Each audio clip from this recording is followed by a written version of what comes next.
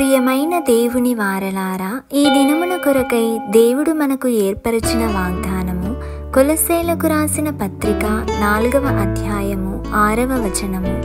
ప్రతి మనుష్యునికి ఏలాగు ప్రత్యుత్తరమియ్యవలెనో అది మీరు తెలుసుకొనుటకై మీ సంభాషణ ఉప్పు వేసినట్లు ఎల్లప్పుడూ రుచిగలదిగాను కృపాసహితముగాను ఉండనీయుడి. ప్రియమైన వారలారా, మన సంభాషణ ఉప్పు వేసినట్లు ఉండాలి, కృపాసహితముగా ఉండాలి అని వాక్యం చెబుతుంది.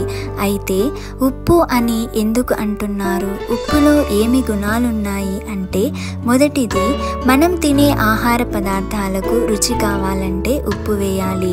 ఉప్పు అంటుందంట, అన్నీ వేసి చూడు, నన్ను వేసి చూడు అని. అంటే ఎన్ని మసాలాలు వేసినా ఉప్పు వేయకపోతే రుచి రాదు కదా.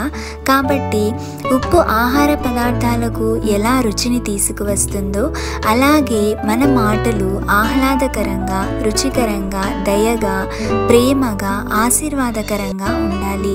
మన మాటలు ఇతరులకు బాధ కలిగించేలా ఉండకూడదు.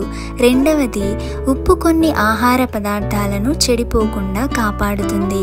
ఉదాహరణకు చేపలు, ఊరగాయలు అలాంటివి.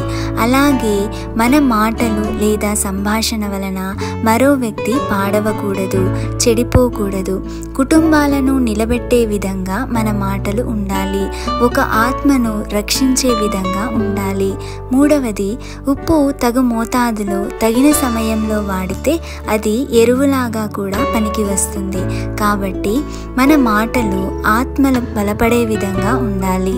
నిరాశలో ఉన్న వారికి ఆశ చిగురించేలా ఉండాలి. వారిని బలపరచాలి, దృఢపరచాలి. అందుకే వాక్యం చెబుతుంది కదా, మీ సంభాషణ రుచిగలదిగా, కృపాసహితంగా ఉండాలి అని. కాబట్టి మన సంభాషణ ఎలా ఉంది?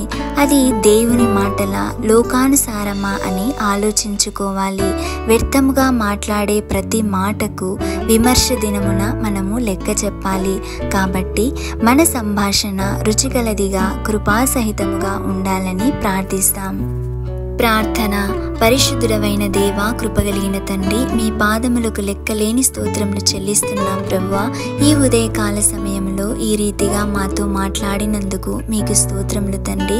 అవును యేసయ్య, మేము ఏ రీతిగా మాట్లాడాలి, ఆశీర్వాదకరమైన మాటలు ఏ రీతిగా మాట్లాడాలో మాకు తండ్రి మరొకసారి మీరు జ్ఞాపకం చేసినందుకు మీకు స్తోత్రములు. అవును యేసయ్య, మా మాటలు ఉప్పు వేసినట్లు రుచిగలదిగాను, కృపాసహితముగాను ఉండే రీతిగా, ఇతరులకు ఆశీర్వాదకరంగా మా సంభాషణ ఉండేలాగున మా అందరినీ కూడా సరిచేయమని నజరేయుడైన యేసు నామంలో అడిగి వేడుకొని పొంది ఉన్నాము తండ్రి. ఆమేన్.